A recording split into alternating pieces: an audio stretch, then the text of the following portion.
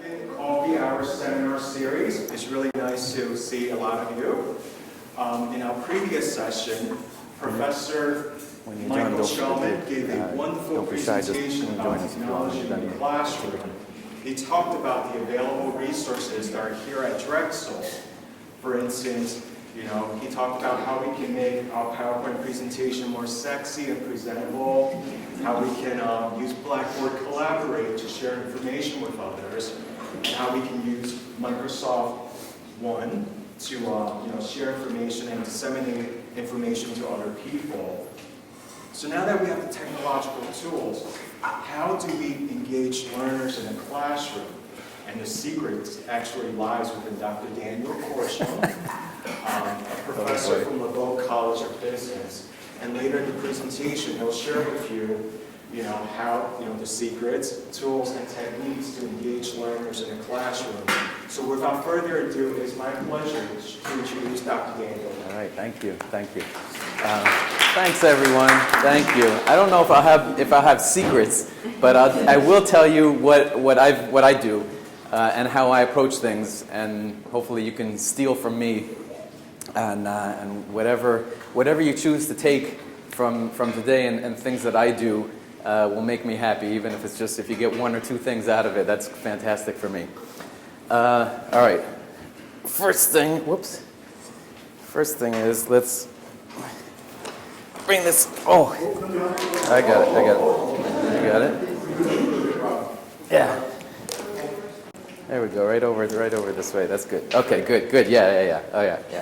First thing is I want to get close to the audience. All right, to you folks, because this is for you. Let's start with the main question. If when you're thinking about becoming a better teacher, better professor, let's try to model ourselves after the people that we found terrific. Think about a professor that you had at some point in your career who just had a really big impact on you, who you thought was just terrific, and the course just transformed you. It was the exact course that you wanted to have. Get that in your mind for a moment, who that person was. Who was it? Okay, all right. Who's got one? Yes. What's your name? Alex. My favorite professor was an undergrad. His name was Professor Dalton. Okay. What was it about them that made them fantastic? Well, he didn't talk at us. It was more like a discussion. Okay. Curious about what you thought. Okay. And anything else? I mean, how did that course impact you? I think that it was a biophysics course, so it made me appreciate biology. But it also showed me how interdisciplinary you can be in about physics and very pure science. Okay. But you can actually still be in. So that professor changed the way that you see biology, and kind of opened your eyes to a couple of things. Yes, Katie, right? Yeah. Yes. So I had a physics professor in undergrad who it was his goal to make his students understand. And there's a difference between him and pretty much everyone else in the department, where it was teaching because I have to teach and teaching because I want to teach. And you could tell that by how he kind of conveyed. He wrote songs about physics that he played on his ukulele in class. No way. Yeah, and I mean that's extra, that's not part of the job description. So some of those things were useful for us to kind of understand and help us. All right, great. What else? Let's get one more here. Yes. When I took a software analysis programming from Dr. Youre, he was extremely great about giving a lot of examples. He says, many times my students come back and say, we need more examples of what you're talking about. So it wasn't the fact that he wasn't teaching well. Everybody's trying to put together the pieces. And instead of saying, that's extra work for me, or that's more difficult, he had created so many great examples, you could eventually start to absorb it by having that. All right, so very concrete examples that you can relate to is what I'm hearing there. All right. When I ask people this, whenever I talk about teaching, the things that I hear, they tend to cluster around three things that I always try to model my courses on. And when I'm building a new course, for instance, as I'm doing this year, the three things that I try to build into the course, okay, and they are, if there are any secrets, this is them right here. The first one is clarity. My students always appreciate it the more I can make things clear to them, and that means I remove all the jargon and that stuff. That's the kind of easy stuff, is I try to speak in very simple terms and describe it in as simple terms as possible. It also means that when I use multiple examples for the same thing, which is similar to what your experience was that you responded well to, is to like, I have a point, I know before I walk into the class what that point is going to be, and I just hit it over and over, and I give students multiple opportunities to think about that point.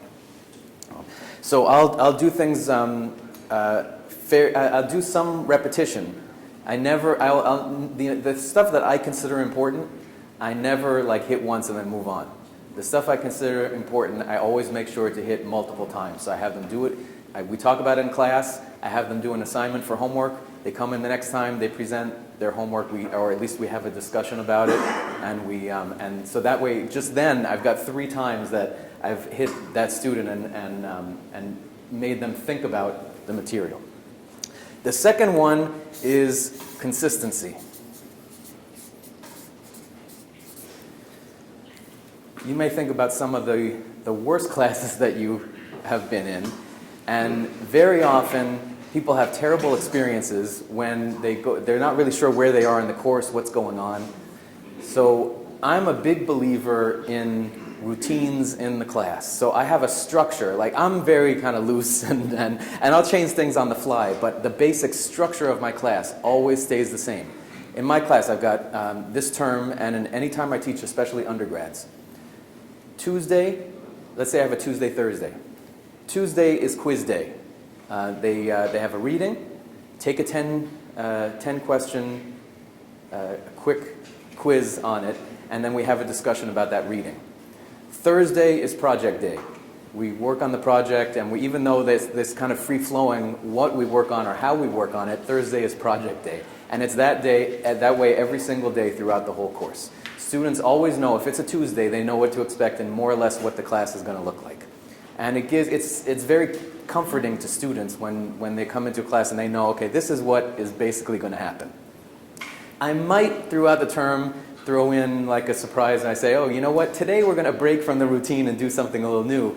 But that's the exception, and in fact it becomes more powerful when I give them a break that way than if I just did a different thing every day. So I try to create that sort of routine. I do the same thing with rubrics and grading. So anytime that I'm doing grading, I always try to tell them beforehand exactly how I'm going to grade and what I'm going to do. For my final exam, I show them 2 example responses to an essay question, and I say, here's somebody who did not go in enough depth, here's someone who did not do so well, this might get an 80 or something on this exam, and here's an example of one that would get a 98 or more, and I take them through, here's how you build the argument. I also give them rubrics beforehand, so I don't use, the rubric is more for them than it is for me, because I already know what's in the rubric, so it's not a big deal, but for them it's good. I say, if you hit those things, then you're fine, you're good. You should be able to grade your own assignment. And that kind of consistency makes people feel like they know where they are in the course and they know what to do. The third and last thing is caring. So clarity, consistency, caring. Caring is, how do you make somebody feel that you care about their development? What I do is I ask them periodically through the course, I constantly try to build a personal connection with people. So today, before we even started today, what was the first thing that I did? I went around and introduced myself to as many people as possible. I probably won't remember most of the names that I heard, but a couple I remember, and then it'll be easier for me to remember the names later. But I do this all the time. Anytime I speak anywhere, I always introduce. You know what else it does? When I introduce myself beforehand, it makes me less nervous because I know the audience. So it's a benefit for me too. But it's something that I do very consciously. I mean, I do it. I say, like, before I start speaking, I'm going to introduce myself to as many people in the audience as possible and find out a little bit about them. It helps me, and it helps them engage a little bit more. With those quizzes that I give every Tuesday, I give them back on Thursday, and especially the first quiz, I don't always have time to do it throughout the whole term, but the first quiz, every single person in the class will get a personalized note from me. Every single person. It's short, okay? So it could be fantastic, you did a great job, or it could be you got an 8, next week I'm really hoping you're going to get a 9 or a 10. It does a couple of things. One is it creates the personal connection, and 2, it makes them, they know now that I'm watching. Right? They know I'm on it in a very personal way. I know that you got a 10 and you got a 7, sorry. You did great on every other quiz, and we're going to drop this one anyway, so don't worry. But to try to get that personal connection is really critical. I mean, I think that's really the basis of so much of teaching. And finally, I ask them about what they're doing in other classes. Now, I don't ask them personal questions, so I'm not going to ask somebody if they have a boyfriend or girlfriend or what that's, it's their personal lives. But I will ask them, how's the term going? How are your classes going? What are you thinking about taking next term? Just to let them know that I do care about what they're doing now, how my class fits into the other classes, if they're enjoying themselves in the class. All right. So those are the 3 basic kind of components that I do. Clarity, consistency, caring.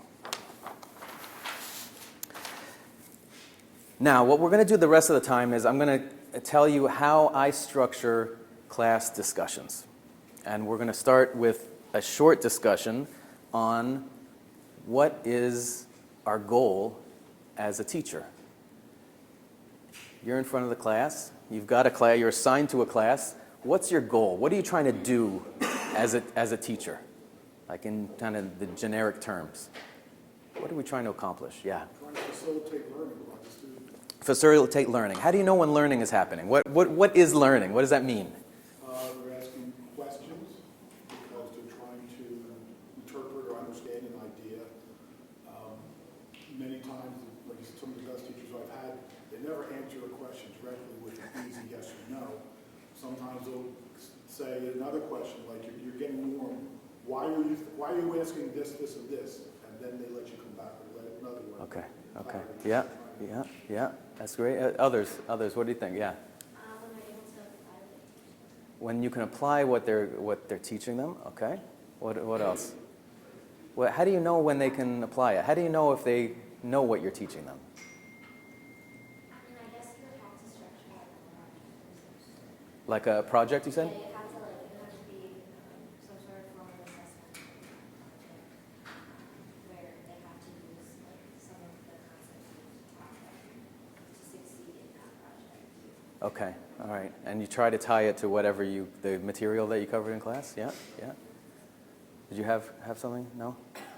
No. Okay. My classes are like an auction. If you like, if you can like wiggle your nose, then and you got it. Yes. I attend the training from Quality Matters, which is available at Drexel. So what they say, so I'm quoting my class there is you have to have learning outcomes for the class. Learning outcomes. What's a learning outcome? What does that mean?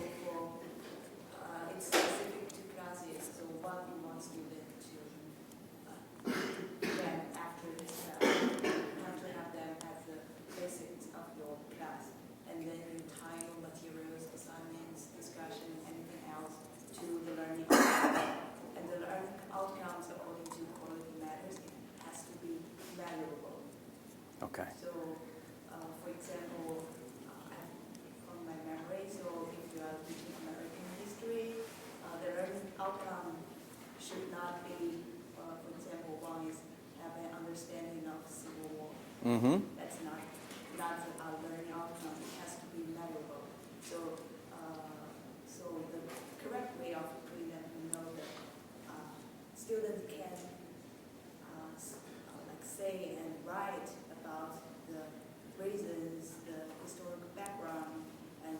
process and the outcome of this. Okay, okay, yeah, okay. Okay, good. All right, so, yes? Yes, I was going to say, bounce off of what you say about applying what they learned, not only to the assignments that were in class, but also to outside of the classroom. So if there's a project that they're doing, the project could be something that may not be related to the course, but at the end of the day, everything that you learn is connected somehow. So that would be one way to see if they actually learned something. All right, good. Okay, good. So we're in a good place in this group, because what I often hear is I'm trying to get the material sort of from me to the student. All right, so I have knowledge in my head, and then I'm trying to get that knowledge to leave my brain, circle around, okay, and then the student over here is going to kind of jam into their brain. And then when I usually... So that you don't know it anymore, right? That's right. That's exactly right. Yeah. That explains so much. So the less I know, the better teacher I am, is what you're saying. Yeah. There's your metric right there. That's it. So the way that a lot of people think about the teaching is that you've got like your student here, and then it's like a cup kind of thing, and you're filling up the cup, and the more you fill up the cup, the better you are. And often, this isn't exactly the way that you described it, but often when people start measuring stuff with the learning outcomes approach, too often they're using this, where they're saying they're not saying, you would mention a learning outcome can be to understand the process through how did the Civil War begin, but they'll say what are the dates or something that something happened, and we just keep filling their mind with all of this stuff. All right. Now, all right. It sounds like you are not that happy with this kind of approach either. Why is that? What do you see as wrong with this approach?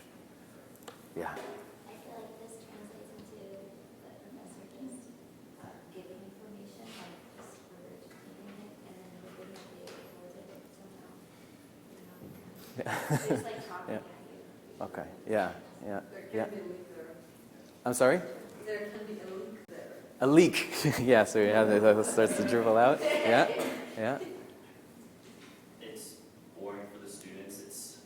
It's teaching the wrong things. Teaching dates isn't what's important. Teaching what causes certain things to happen is more important. So you're not getting the relationships between the variables. If since most of your PhDs, it gets those things. Yes. This method, I don't feel any difference between us human beings and the robot. And in the near future, the robot can beat us. Yeah. We upload, Yeah. it's smarter than us. Maybe that's the analogy. Instead of the glass of water is the old analogy, and the new one is uploading a program where you say, here's how you do stuff, and we're just going to load it into this thing. Yeah. I think it's just knowledge, so I can get it from a book or elsewhere. Why do I need a professor if I cannot build up the relationships between the elements? Yeah. I agree with all of these, and so we're definitely on the same page here, which is wonderful. Now the question is, what's the alternative way to think about it? The way that I like to think about it is like this kind of a thing. Here's a window, and now we've got, I'll say this. Okay, see that? And the rest is kind of like.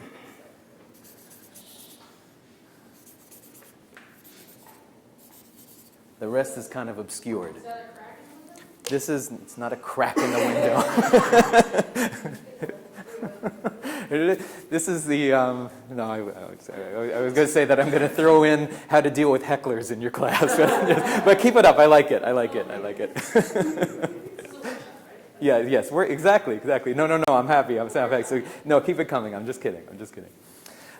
So what this is a window that's obscured, it's dirty, but we can see a little bit.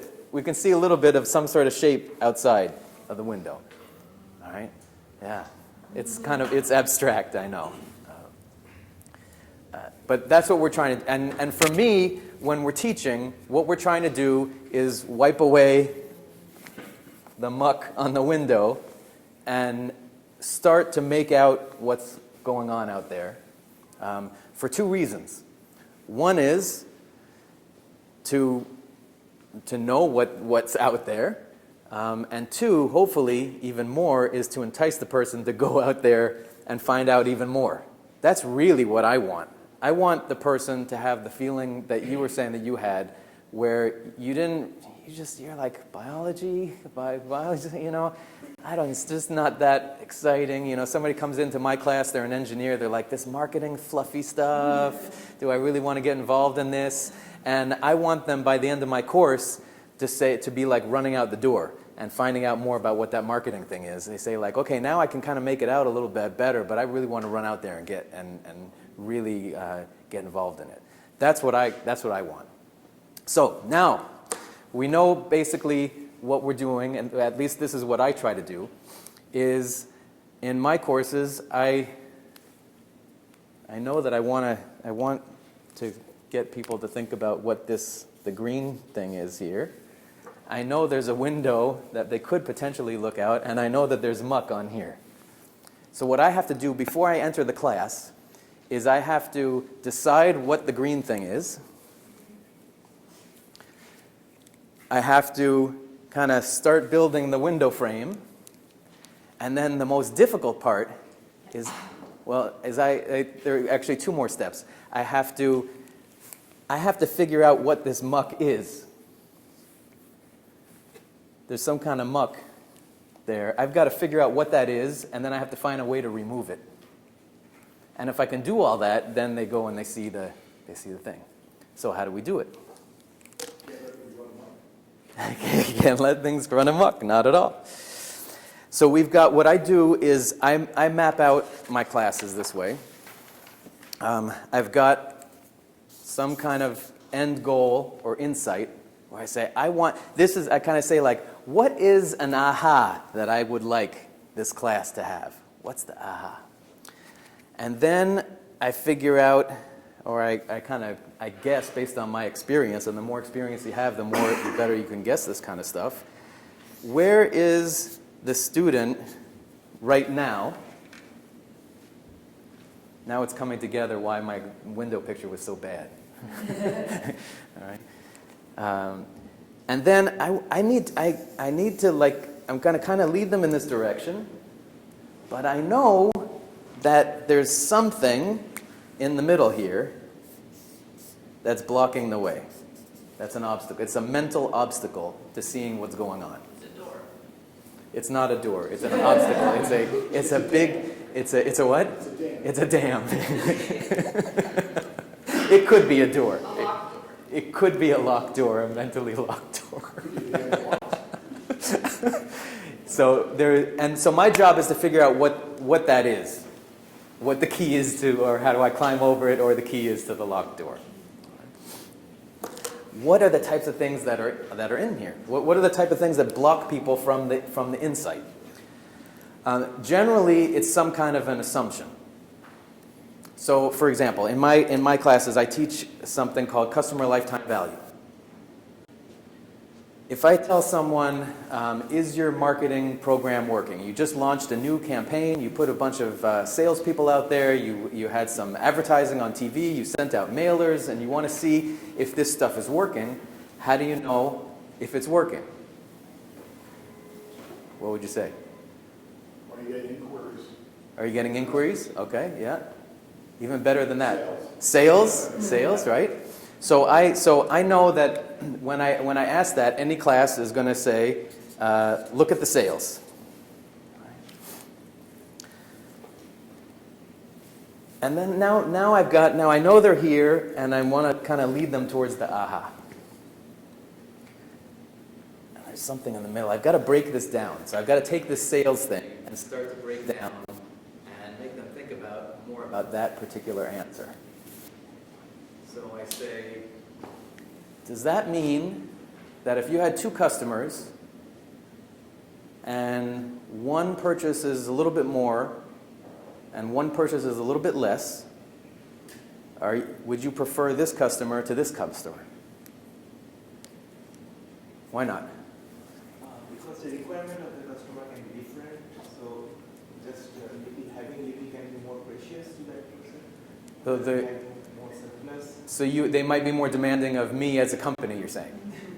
Yeah, so it's less, so they're a little bit more revenue, they're a little bit more sales dollars that they're giving me, but the cost that I have to give in extra service and everything is going to make them actually less profitable, right? Okay, okay. So now we're starting to dig deeper. So we're saying maybe maybe it's not so much the sales as it is the profitability. Now I've got two customers that have the same profitability, or one's a little bit more than the other. Is there ever a time that I would prefer the one that would be a little bit less profitable than the other one? So let's say I do this campaign.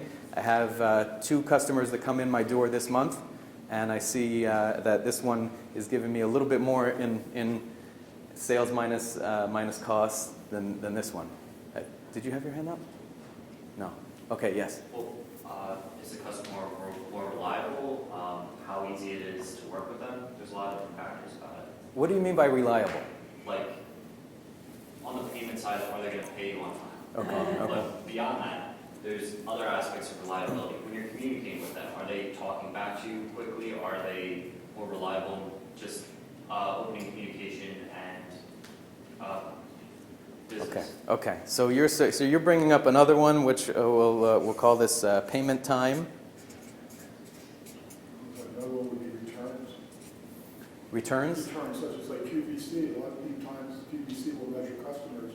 Sure, they order a lot, but they find some certain customers are not cost effective, they're constantly sending stuff back. Yeah, they send stuff back. So the returns, yeah, I think this, like how they are to deal with, and some of the returns is some of it's going to come up in here, but we need to keep track of that. Yes. Referrals, if they're going to tell their friends. Referrals. Repeat customers? Repeat customers. The frequency. Frequency of customers. Okay. So what we're saying is that if you have two customers and one might be spending a lot of money on you, they might not hassle you at all, or they might not cost anything to serve them. So they seem really profitable in that first year, but they never come back. And then someone else, they're less profitable initially. They might want that deeper relationship. But over time, they're the ones that keep returning. They return themselves, but not return the products, right? And in the end, that customer, over the lifetime of that customer, they can be 10, 20, 100 times more profitable as a customer than someone else who seems like they're fantastic at first.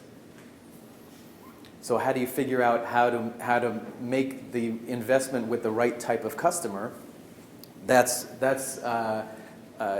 a process. It's a technique called customer lifetime value, and it's a very simple calculation. I'm not going to teach it now because it's not really relevant to this, but that's how I lead into this. So we say where students are now, the sales are the sales are the first thing that pop into people's mind. The assumption that people have is that that there isn't a time element or some of these other things involved. And when I dig deeper on the sales, I start to pull out this insight, and I start to break down or open the door or climb over the wall or climb under it. And then I eventually get to the aha that we need to consider the profitability of each customer for the full lifetime of that customer that they're with me as a company. And then I end up here. So that's the technique. I do the same thing. Another really quick example I talk about in my branding day. My aha is that some people will. I want people to know that that branding is really, it exists. The brands exist in people's minds. That they're not just. Branding is not the same as just advertising. You might advertise in order to influence how people think about you, but the real action is going on in people's mind, the way they think about your brand. But I know that most people just consider branding and advertising as equal, as the same thing. So what I do to break this down is I show them a picture from this kid who sent in a drawing to the Montreal Gazette a newspaper in Montreal. They said, draw a picture of your favorite player and send it in. And this kid draws a picture of Carey Price, who's the goalie, the star goalie for the Montreal Canadiens. But you're not, wait, is that Bruins? That's not Bruins, is it? Okay, no. Are you a hockey fan? Flyers fan. Flyers fan, okay. I'm rooting for them. My Canadians are out, so I'm for the Flyers too. All right, awesome. And so they say, draw the picture of him, and the kid draws the picture, sends it in, they publish it. You see, and then I show it to the whole class, and I say, tell me which brands are here. Count the number of brands. And they say, oh, I see it says Warrior on his stick. That's the brand of hockey stick. I see the Canadian symbol. It's that big C with the H in it in the middle. I see that on his sweater. And then they start to look, and then I keep pressing them. And they say, yeah, and I see also there's just a little bit of a Nike swoosh, okay, on the boards in the back. And I see there's a Reebok symbol on the boards in the back. So the kid drew Carey Price playing, and on the boards in the back he's got advertising, just like you see. Well then, I say, well, how did they get there? And they said, well, they saw it on the boards. Then I have my reveal, okay, where I show them the actual boards behind Carey Price at the Bell Center. There's no Nike, and there's no Reebok. There's nothing there.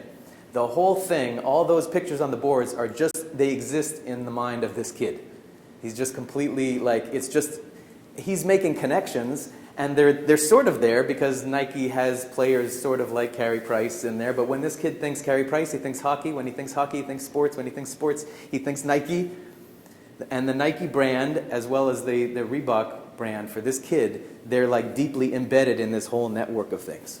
And so that's how I try to break down. But the only way that I can get there for these things is I have to say, what if I just ask the simple question, how do I think my class is going to react? So you have to gauge this in your class. You have to look at your class and say, how are they, where are they now? And then you have to define what's your aha? What are you going to try to get? What do you want them to leave with? To say, I see what's out there. And then what's blocking the way? You have to have those, at least I have to have when I do this, and I write this out before, like every single one of my classes. I have a goal, I have a starting point where I think they are, and then I have a series of questions that's going to break down the assumptions that's blocking them from going over. And when I put that together, then for the days that really go well, I have a really thought out plan, and it comes together. If I don't, the less I have that thought out, it's more hit or miss whether I'm going to be successful in getting the aha that I want. Okay. All right. Now, yes. So do you find that if you were to just give them the answers, right? Mm-hmm. If you were to be like, here is the aha you're supposed to have, instead of just sales, you have to think about all these other things, versus them coming up with it on their own, Yeah. affects how they learn. Absolutely. Absolutely. I believe actually that you can't teach. I believe that people can only learn on their. I don't believe in teaching somebody. I don't believe in this thing.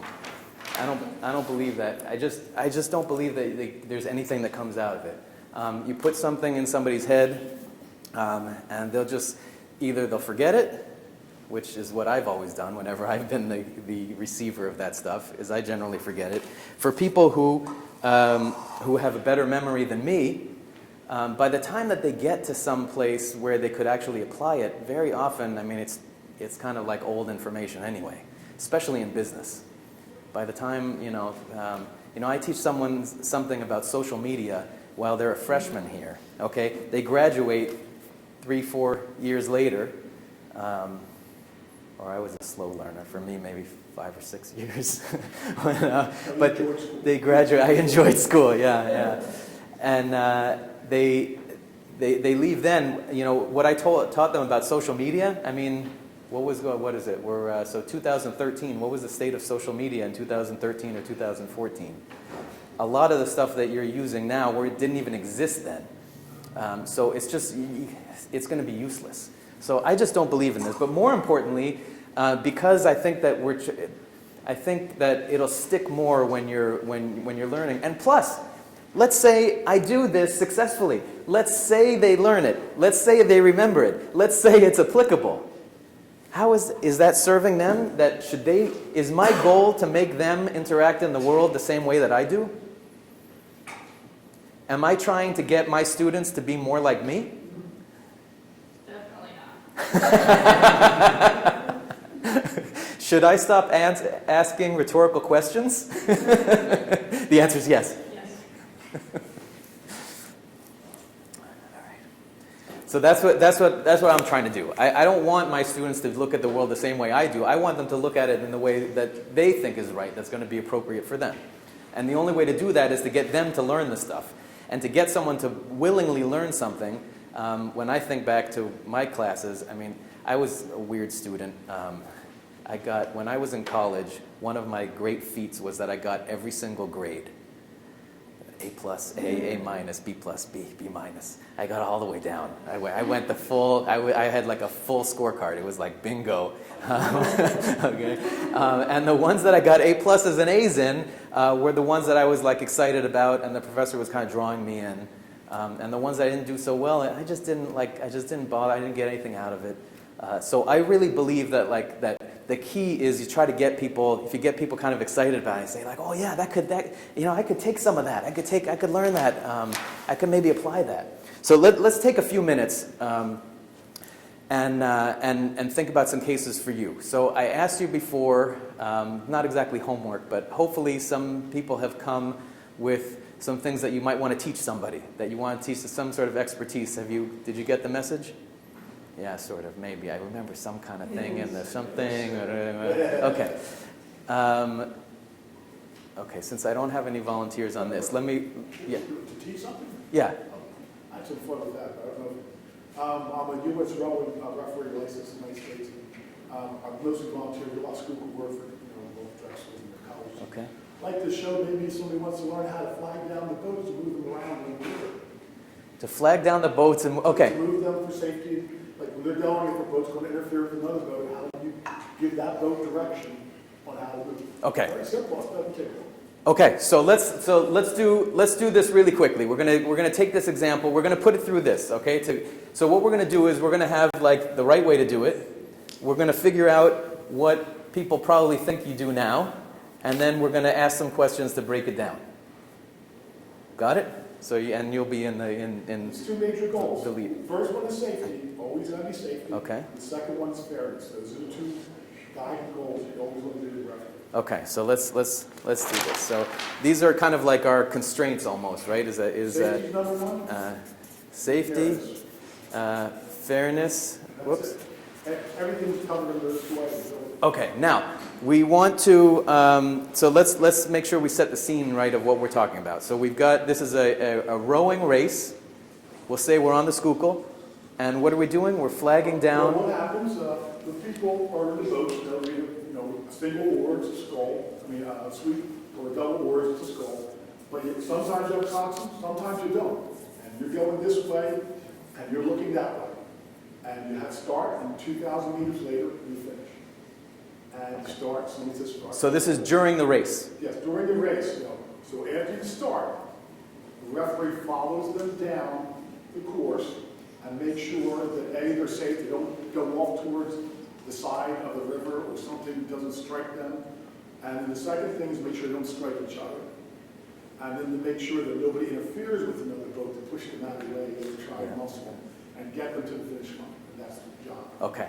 Okay. Everybody clear on what we're trying to do? So and now we're going to want to flag the teams down when they're going astray. Is that one flag? It's a white flag. Just one white flag. Yeah, one white flag to work with. That's it. And a megaphone. Okay. So let's start with where would most people be when you ask them the question. So we've got the people in the class, me and everyone else here that doesn't know anything about this. I've been on the Schuylkill, been in one of those canoes that you see sometimes. We're the one that drive you guys crazy. Not the dragon boats, but there's some other ones there. So we want to flag it down. Where are we now? Like where would you? Do we have any idea of what to do? I mean, what would we? We're in Anybody rows, they might have an idea. Yeah. So I don't row. I didn't even know these people existed. All those people. I love it. So I would probably use the flag to point in the direction that they need to go. However, I'm a little bit stuck with how you would communicate which boat is going astray, since you're looking at an array of boats, I imagine. That's right, you've got multiple lanes and things, okay. And also, what kind of distance am I from the boats? Okay, questions. all right. So anybody have any thoughts like how you might do this? I mean, if somebody said like, go out there and do it, what would you do? Yeah, I think also if you have flags, I mean, you also One have. flag. one white Do flag. you have the buzzer thing? We have a megaphone. Okay. We So do have a megaphone, and we have white flag for steering. We have other flags, but I would keep it simple. So I have a megaphone, I have a list of the different teams in the race. I know the team because they wear different uniforms. I can tell them by the colors, and I have them memorized. And I know which, there's lanes. I know which lane you're supposed to start in, at least. So I know the teams, I know the lanes, I have a white flag, and I have a megaphone. So Okay. can you honk Morse code? No. Can you say like team blue and then the Okay, that sounds reasonable to me, yes. Are the lanes numbered? The lanes are numbered at the beginning. Yeah. They're not buoyed most of the time. In Schuylkill, they're not buoyed, which makes it more complicated. Yeah. There's numbers on the bridges when you go under this Columbia Bridge and the Strawberry Mansion Bridge, there's poles, so there's numbers. But in general, they can kind of flow back and forth within the rivers. There's no buoy saying cross the buoy. Okay, But yeah. Each individual boat has its own number, so like Penn would be boat 1, Drexel would be boat 2. Yeah, that's right, Correct, yeah, correct. that's right. Yes, yes, correct. Okay. Use a method of, signaling with the air horn for the number of the boat, and then flag in a certain direction to tell them which way they need to go. That would be logical, but let's go back even 50 years when maybe we couldn't get air horns.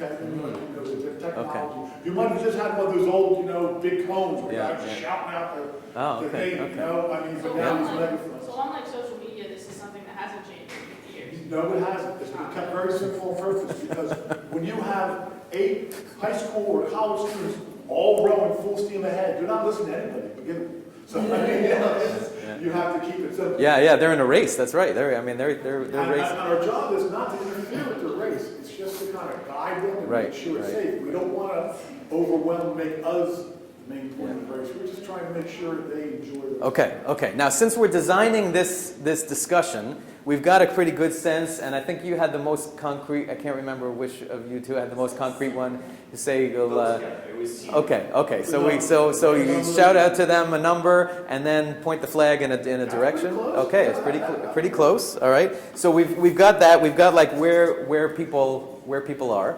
And now in designing, if we were to do this as a longer kind of a lecture, and we wanted to do it through discussion and engagement that way, we have to say what the insight is, like what's not only the correct way to do it, but an understanding of why are we doing it that way. So let's reveal that as much. Okay, I now say going less, back to but the number, which is very good. Mhm. Drexel can have number 1 this race, and Drexel can have number 6 in the next heat. okay.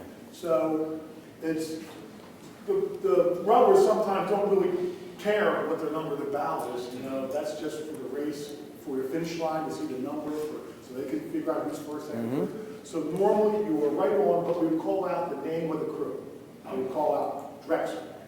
I wouldn't say lane 1. I would say Drexel. Okay. I would say Temple. I would say the name of the crew. Okay.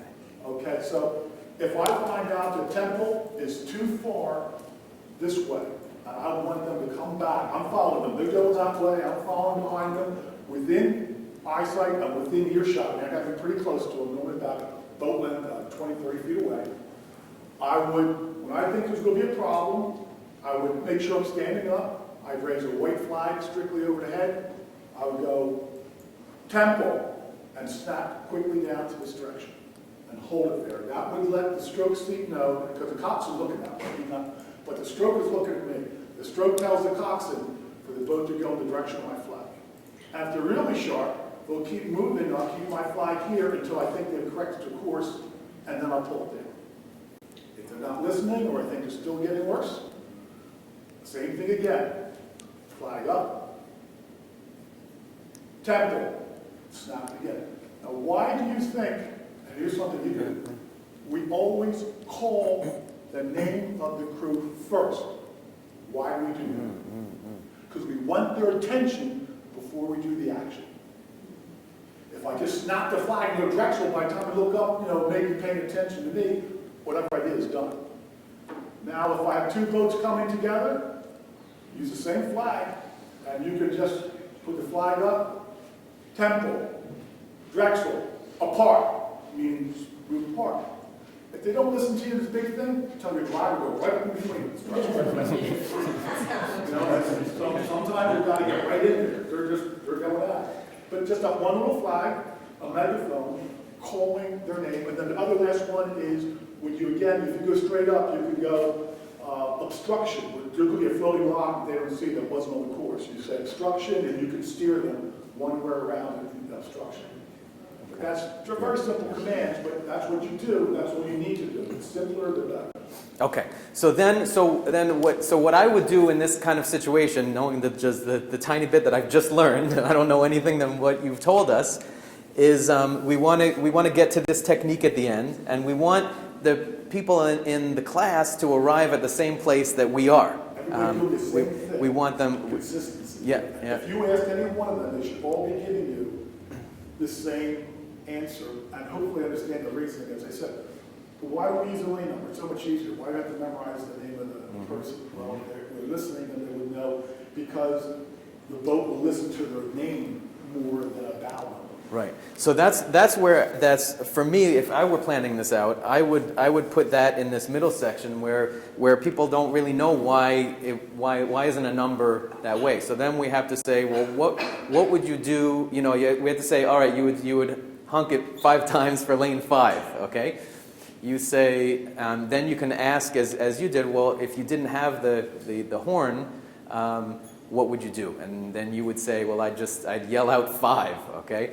And then you would have to ask, well, is there ever a time where you think that you might get into trouble by going through the numbers? And then you want the people in the class to start to arrive at that and say, like, is it? I mean, they might not. If they don't, then you can lead them there and say, well, there is the idea that you have different races, people are in different lane numbers, so that's a problem. But you want the people themselves to arrive at all of these things, and the less you can say, no matter what the outcome is, the less you can say what that is, and the more that you can lead people to arrive by themselves, I think it's better. I think it lasts longer. I think they can apply it better. I think it's more interesting and more fun. I think it's more engaging, and it'll get more people more involved in that. And it's all a matter of breaking these down. And since we know, we have a lot of mental barriers with rowing because we literally don't know anything about rowing. There are other cases where you get people in maybe they're not as advanced in electrical engineering or materials or something like that. They know a little bit, but along the way they've built up these kind of assumptions. They've built up the assumption in business. They've built up the assumption that the responsibility, I bet you have the same one, the fiduciary responsibility of the board of directors of a company. Their fiduciary responsibility is to protect the interests of the stockholders. Anyone else? Stockholders? That's what everybody says. So I have another lesson. You can take my course if you'd like, and I'll tell you why I believe that's wrong, or we'll say partially right. I won't say wrong. But again, that's another one where you do this, and I will show you a case that really challenges that and will break down this assumption. It'll break it down, and it'll hopefully have you arrive at a different place. I don't know where that's going to be, but I know it'll be different where you are now.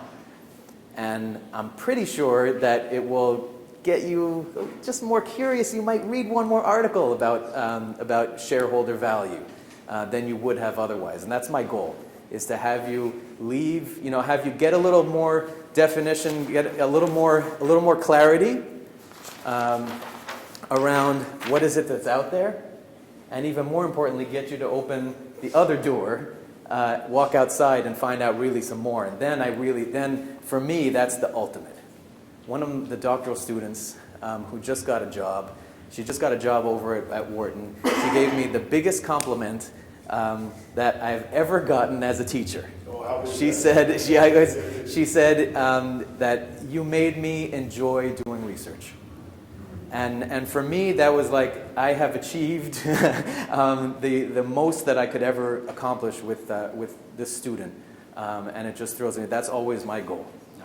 So we're going to end a little early because I know some of you have places to go. But thank you so much. Make sure you get some more food. I'm going to have seconds. Right? Thank you. Thank you so much for coming out today. Thank you, Dr. Daniel, for a wonderful presentation. So do remember the 3 C's: clarity, caring, and consistency. And that's the secret. So, and that concludes our session today. Thank you. Thank you, everyone. Thanks.